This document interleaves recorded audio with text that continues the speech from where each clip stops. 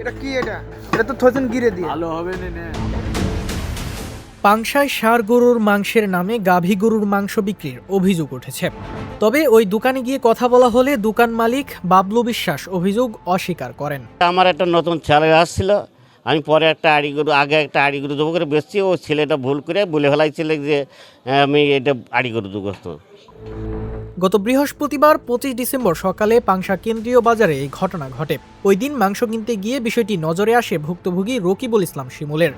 তিনি ভিডিও করে সামাজিক যোগাযোগ মাধ্যমে পোস্ট করেন। সেখানে দেখা যায় গাভী গরুর মাংসের সঙ্গে ষাঁড় গরুর অন্ডকোষ বেঁধে রেখে সেটিকে ষাঁড় গরুর মাংস বলে বিক্রি করা হচ্ছে বলে অভিযোগ করা হয়।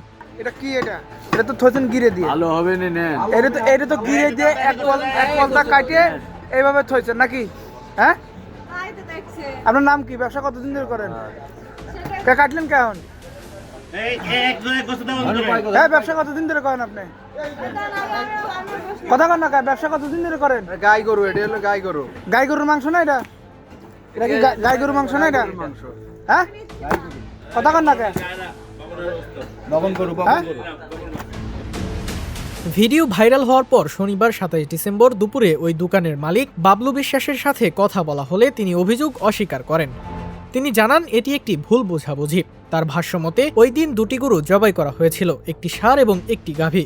নতুন নেওয়া এক কর্মচারী ভুল করে গাভী গরুর মাংসের উপর ষাঁড় গরুর অন্ডকোষ রেখেছিল, কিন্তু বেঁধে রাখা হয়নি। কিন্তু ভিডিওতে অন্ডকোষ বাঁধা অবস্থায় দেখা যাওয়ায় বিষয়টি নিয়ে প্রশ্ন থেকেই যাচ্ছে। না, ওটা বেঁধে রাখা হয় নাই, ওটা ওই স্টার ছিল, ওর পরে দিয়ে তুলেছিল, সেই কথা বলা হয়েছে। ও সেই কথা বলছে, কারণ ও তো বলতে পারে নাই, যে এটা লেগে পরে জব করতে পারছি, আমার এই ভুলটা হয়েছে, পরে আমি জব করছি, আমি বকন করে বলি নাই, আপনার আড়ি করে লিঙ্গ ছিল তাই ওর পরে দিয়ে দিয়েছি। ওই ব্যবসায়ী প্রকাশ্যে অভিযোগ অস্বীকার করলেও সাংবাদিকদের কাছে গোপনে বলেন অনেক সময় ক্রেতারা গাভী গরুর মাংস নিতে চান না, সে কারণে কিছু সময় গাভী গরুর মাংসকে ষাঁড় গরুর মাংস বলেও বিক্রি করেন তারা। এ ঘটনায় স্থানীয় সচেতন মহল পাংশা উপজেলা প্রশাসন ও বাজার কমিটির হস্তক্ষেপ কামনা করছেন।